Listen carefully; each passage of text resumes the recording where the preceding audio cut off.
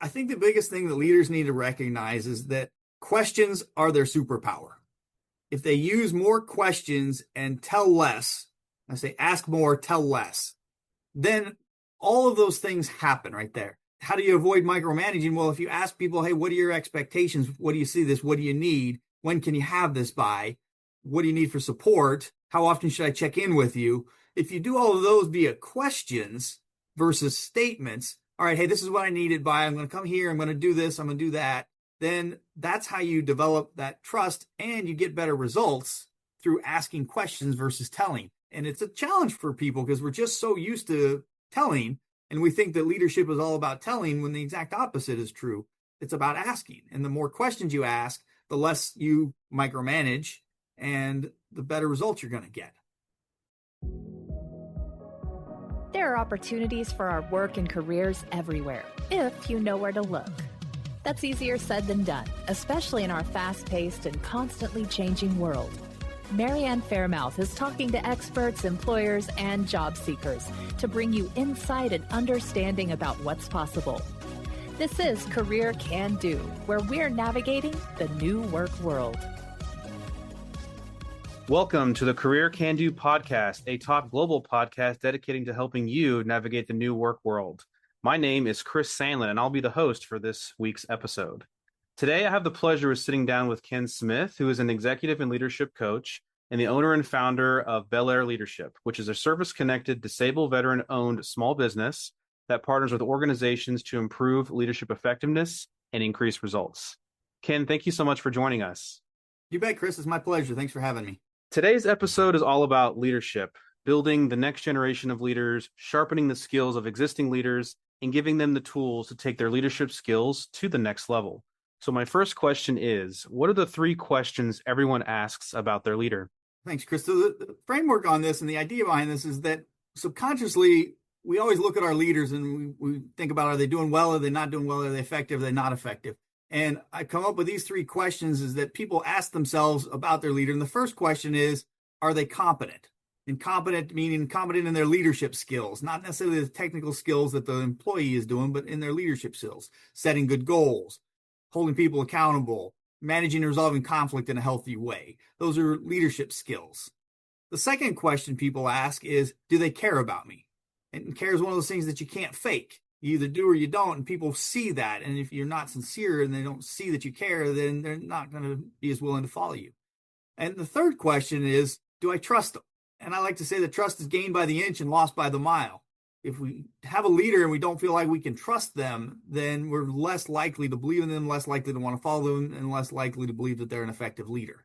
I couldn't agree with that more. I love that quote. Trust is gained by the inch and lost by the mile. That's a wonderful quote. I'm going to definitely use that going forward. Some people will say that leaders are born. Others say that leaders are made. What is your opinion? I'm a firm believer that leaders are made, never born. And I believe that leadership is a set of behaviors, good behaviors that you have to have. Now, for some people, these behaviors, like giving good feedback, just come naturally and they're easier for people. Some people, it takes a little bit more energy, takes a little bit more effort, and they have to learn how to do it better. But to me, it's learnable, it's teachable, and there's no such thing as a born leader. Just some people do them a little bit easier than others. But everybody who wants to is capable of doing them. Yeah. I always like to think, you look at athletes out there, and obviously there's some very talented athletes, but it's not without them putting in the time and the effort and the energy, right? People do have natural abilities, but it takes work and skill and to go out there and hone your skills and refine your skills. So I definitely agree with you. If you go out there and you work hard enough at something, you can definitely develop those skills and become really great at something, including being a leader. Yeah, and I think that the other thing with that is you brought out athletes, and I use the same analogy in leadership. All that great athletes, they got a coach. And I think that that's the value in somebody like me is that you get an opportunity to share what's going well, what's not going well. You get an opportunity to see how to do it differently. You get some feedback from an outsider looking in to say, hey, here's what I observed. Is this what you want? Is this giving you the desired results you want? If you're not getting the results, what are you willing to do differently? What's that look like? And how do you have to go about doing that? So that's the beauty of what I love doing is that I'm there to help people change their behavior. And I do that in a very healthy way that doesn't break them down, but yet makes them feel valued and they're willing to open up and change their behavior.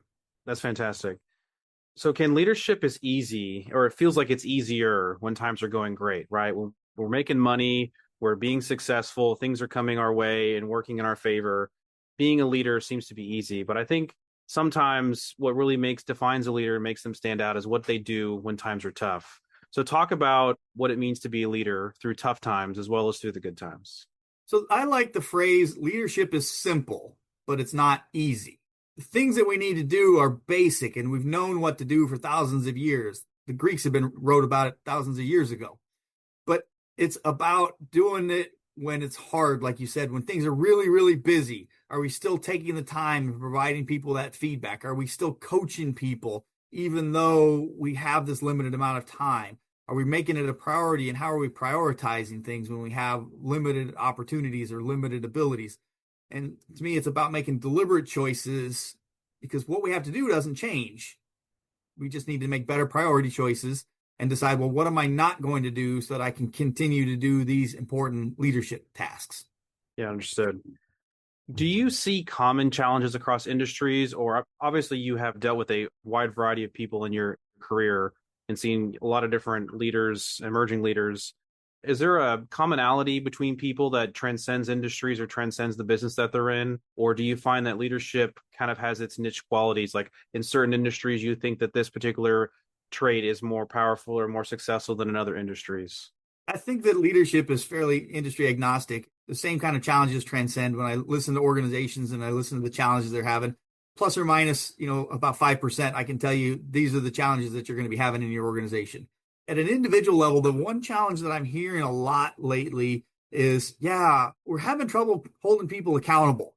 And what that manifests itself in is poor quality products, late deliveries, poor customer satisfaction. And that also translates into a very poor workplace and a low morale in the workplace, because if you're the person delivering and other people aren't delivering, but nothing's happened to them, well, why should I work so hard when nobody else is and nothing's happening different? And what do you diagnose the problem? Is it a misalignment of incentives? Like, why do you think that problem exists in the first place? So my framework for accountability is a 4-part accountability system. The first part is clearly establishing the expectations. The second part is gaining commitment for those expectations. The third part is inspecting. And the fourth part is providing feedback and consequences. When I talk to leaders and I talk to organizations, I'll often ask the question, which one of these 4 steps is the most challenging for you? And what I find is it's fairly even across the board. There's no one step that stands out that says this is the one across the board we need to fix. It's very individual and very unique to each person as to which one of those that they struggle with. And as I look at an organization or an individual who's struggling with accountability, I look at those 4 steps and which one do we need to do better? Fix one step at a time, get better at that one step, and then figure out, okay, well, which one's next do we need to work on? In your coaching, what's a story where you were going through an exercise, you were going through a session, and it resulted in kind of a breakthrough moment? Can you share a little story? Yeah, I'll share a story about Patricia, one of my clients. And I was working with her and been working with her for several months and talking with her about leadership skills and going through a lot of these really important leadership skills. And then one day, in the middle of one of these skills, she says, "Hey, Ken, what if I don't want to do any of these?" So I asked her the question. I said, "Well, Patricia, are you sure you want to be a leader then?" And after a very long pause, she said, no, I don't. I don't want to do any of this. So it may seem counterintuitive as a successful coaching engagement is one where I helped her recognize that she didn't want to lead, but yet it was still very impactful because of the impact it had on her life. All of the stress that she now let go of, finding what she really wanted to be doing, and recognizing that her passion was she's in recruiting. So her passion was really in the recruiting, not in leading other recruiters. So in that aspect, the coaching may not have created a better leader, but in a lot of ways it created better behaviors. Self-awareness. Right. Yeah. Yeah. So I like telling that story and the fact that the power that coaching can have, because coaching is all about asking those tough questions. It's not about having the solutions and telling people what to do. It's about challenging them, challenging their own reality, challenging their own thought process, and helping them see things that they didn't recognize before. And that happens both in good coaching behaviors and that, as well as it happens in recognizing, hey, that's not what I don't want to do. In that positive coaching aspect, I had a client that said, I'm tired because everybody comes to me and just wants me to solve the problem. And so I asked that challenging question, says, well, so what do you do when they come to you and they want you to solve the problem? So she says, well, I solve the problem. So I ask her the question, and what does that teach them? And you could just feel the energy change. She's like, that whenever they come to me, I'm going to do it for them and solve the problem. And yet here you are complaining that that's the result you're getting. So we got her to change her behavior a little bit, where she started then saying, okay, don't come to me with just tell me what your problem is. You have to have an idea about what you want to do about it first, and I'll walk you through that and give you some ideas versus just jumping right in and being that problem solver. So it was a profound impact on not only her leadership, but on her team as well. And to your earlier point, Ken, the question was so simple. It's, anybody could have asked the questions that you asked, but it's an outsider's perspective. When you're in the moment and you're going through things like that and you feel the stress, and you don't feel like there's a solution, it can be really hard to take a step back and sort of self-evaluate and try to identify how you can be better. When you bring an outside party in like yourself, who can kind of see things more independently, more emotionally removed from the situation, it's very compelling how you can ask such a simple question, yet it has such a profound impact. It does. And then the important impact on that is that people oftentimes are hesitant to share their struggles. And if you have a great coach, they'll allow you to be able to share without fear of judgment. Yeah. And that's a huge value add for somebody when they can share that, hey, this is not going well for me, and realize we're going to hold you accountable. We're going to help you through that, but we're not going to ask questions like, well, that was pretty dumb of you. What'd you do that for? Yeah, understood. Figuring out how do you grow those skills in people. When we kicked off the show, you talked a lot about trust. You mentioned trust is a major pillar of how you build and create and maintain a successful leader. So how do leaders develop trust? What are the stepping stones that lead to a life and a legacy that you lead with trust? So an interesting counterintuitive thing about trust is that oftentimes we say, oh, people need to earn my trust. And I say that it's the exact opposite. You must first give trust before people can become trustworthy. So the first step in earning trust and becoming more trustworthy is giving trust yourself without any expectation and just giving trust. You earn more trust and you maintain those trust by being consistent, by following through with your honoring your commitments, by getting results done. People aren't going to trust you if you can't deliver. You have to deliver still. Having some consistency, some transparency, and a little bit of empathy, and being able to put yourself in their position. Those are the ways that you earn trust. And granted, in all of these discussions, never did I say, let people get away with stuff. Earning trust isn't about, letting people do anything they want. It's still holding them accountable. It's still giving them hard feedback, but it's being consistent, and you really have to, lead the way that you want them to do and set that example first. And all of those things, when you put all of those things together and that accumulation of all those interactions that you have with somebody, that builds trust. And any opportunity where you don't demonstrate those things degrades that trust. It's a really compelling point to say, in order to gain trust, you have to give trust and put trust in somebody else to allow them to take something like that and take that responsibility and go with it. To your point, the way that you sort of manage all of that is you want to make sure you're always providing accurate feedback. And the feedback loop can always be challenging for some folks to deliver feedback, because sometimes feedback is hard. Sometimes feedback is not favorable. Sometimes it's very favorable, but sometimes it's not. And so one thing that you kind of mentioned a little bit earlier is, feedback is so important. And what I will tell leaders, what I'd like to say to leaders out there is, while feedback is uncomfortable, it's important for the person to, other side of the table to know how they did, what's going on. But I also think it demonstrates an element of caring, right? If somebody is willing to sit down with you and say, hey, I gave you this opportunity. Here's what you did well. Here's what I want to see you do next time. Even though the conversation may be challenging or difficult or uncomfortable, it shows, or hopefully it shows the person on the other side that, hey, this person is actually taking an investment in me, wants to see me do well, wants to see me grow. And so my message to leaders out there is, while those conversations may be uncomfortable, I think the light at the end of the tunnel will tell you that, hey, if you stick to it and you do it in a way that shows empathy and care and commitment and investment, while it may be uncomfortable at first, it should and hopefully will lead to long-term dividends. What I tell leaders is that feedback is a gift. And it's a fantastic gift. And when you give people this gift, you're giving them your time, you're giving them your energy, you're giving them your thoughts, you're giving them your courage, because oftentimes it takes courage to provide feedback. And the same is true when somebody else provides you any feedback. They are giving you a gift. And I had one client, she said, hey, I need to have a difficult conversation. So I got to call out my boss. She crossed the line. And I dug a little deeper and said, well, what's going on? She said, well, my boss said that sometimes I come across as entitled. And so I asked her again, hard questions. Well, one of the things you've mentioned before is that you don't get much feedback from your boss. If you go and call her out for this one, what's the likelihood that you're going to get more feedback in the future?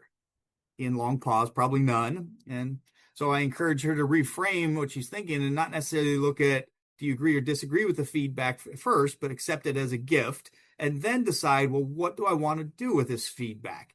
And what she found out when she accepted the feedback and then talked to some of her team, she realized how some of her interactions could be improved. And she never would have gotten that without that feedback. So absolutely, feedback is the greatest gift that we give people and that we receive from people. Going back to the trust, when you initially want to give somebody trust and you're starting to develop that relationship and give them the ability to go out there and succeed, how do leaders foster a culture of accountability or giving somebody trust and letting them take full accountability of it and run with it without micromanaging? Because I think a lot of times what will happen is, leaders will give assignment or they'll give a task or they'll give an objective, especially in the early days where trust maybe is not 100% there. The leader sometimes may feel compelled to over-engineer or over-manage the situation to ensure the outcome results in their desired, achievement. How do you view that? Is that an effective style of leadership? And how do you foster that culture without providing too much micromanagement? I think the biggest thing that leaders need to recognize is that questions are their superpower. If they use more questions and tell less, I say ask more, tell less, then all of those things happen right there. How do you avoid micromanaging? Well, if you ask people, hey, what are your expectations? What do you see this? What do you need? When can you have this by? What do you need for support? How often should I check in with you? If you do all of those via questions versus statements, all right, hey, this is what I need it by. I'm going to come here. I'm going to do this. I'm going to do that. Then that's how you develop that trust and you get better results through asking questions versus telling. And it's a challenge for people because we're just so used to telling, and we think that leadership is all about telling when the exact opposite is true. It's about asking. And the more questions you ask, the less you micromanage and the better results you're going to get. We spend a lot of time talking about how to cultivate, existing leaders and how to build on existing leadership skills. But let's talk a little bit about somebody who's out there who may be junior in their career, just starting out, or maybe freshly graduated college, or they've been in a particular role for a moment and they're looking to take the next step in their career and move into management, move into leadership opportunities. What do we say to them? How do they begin to step away and step out of sort of the day-to-day boots on the ground type of activity and role and mindset and start to elevate themselves to being a leader? I like using the analogy. Oftentimes we give people the keys to the car, but we don't teach them how to drive. We elevate the best person in the position and expect them to lead. So I would say, be intentional with that and figure out, well, I need to learn how to drive. The skills that I've used in the past aren't the skills that are get me to these roles. Well, what are these new skills that I need to be able to do? Well, okay, we talked a lot about feedback. That's a critical skill. Hey, I need to be able to communicate effectively with people. I need to be able to give instructions in a manner that's effective. I need to be able to listen well. I need to be able to understand what drives people and what fires them up and how to inspire them. I need to understand how to resolve and manage conflict in a healthy way. I need to know how to establish priorities for people. So I look at this and it says, what you have to start doing is knowing the skills, figure out what that skill gap is, where are you at now, where do you want to go, and then what's the development process to get there, and who do you need help with to go there. And sometimes they need to be shown how to do things. You can read all the books in the world, and they're great books, and you can learn what to do from those books, but how to do it, that requires a human interaction. So seek out people to show you those skills, show you what right looks like, and start practicing them. And be okay getting it wrong. It's an iterative process. You're gonna mess it up. You're gonna get it wrong. That's okay. That's life. That's what you're supposed to do. You're supposed to get it wrong in the beginning. But it's about having those right people there to give you the feedback and help you along and then do better next time and keep doing better. I think the most of the learning happens when things go wrong, right? I think if things are going right, you don't really know you don't necessarily identify all the skills or the gaps or where you need to take yourself to the next level. It's in the failures, it's in the when you fall short that you really do that self-evaluation and understand, hey, this is what I need to work on, this is what I need to do better. And so I always tell people you should embrace the failures, embrace not having as much success, because that's where the development, the growth, and the muscle building of leadership actually happens. Yeah, I like to say that success is a horrible teacher. And you're absolutely right. And word choice, but I don't like the word fail, because really you only fail when you quit trying. So yeah, you're allowed to struggle, you're allowed to grow, you're allowed to improve. And I think that people need to realize that growth happens on the fringes. Growth happens when you're uncomfortable. Growth happens when you don't know what you're doing, and have the confidence in yourself and the courage to go out there and do it, because courage is not executing in the absence of fear. Courage is executing despite the fear, and have that courage. But again, learn how to do it right. There's right ways and wrong ways to do all these skills. Go figure out how to do them right. Ken, you've been doing this a long time. For our listeners, what is a common misconception or the biggest misconception that people have about executive or leadership coaching? I think the biggest misconception is that, oh, I don't need a coach. I've been doing this for a long time. I'm good enough on my own. And again, I go back to the sports analogy. Everybody has a coach. Michael Jordan has a shooting coach. Tiger Woods has a stroke coach. It's about that misconception is that I don't need anybody else to look at it. To me, those are just people who are maybe a little bit uncomfortable with what might get discovered. And Sure. So that misconception. The other one is that coaching is like counseling. And I like to tell people that counseling is great. I love it, but it tends to look backwards. What I, as a coach, not in a hard way, I don't care what got you here. All I care about is where you're going forward. Coaching is purely forward looking. And some people have that misconception that they got to dig into their past. Nope. All we need to know is where you're going forward. And I want to pivot a little bit and move to a rapid fired question round. You mentioned earlier about books and how powerful and profound books can have on people and how many great books there are out there. What is one book that every leader should read? Lead from the Heart by Mark Crowley.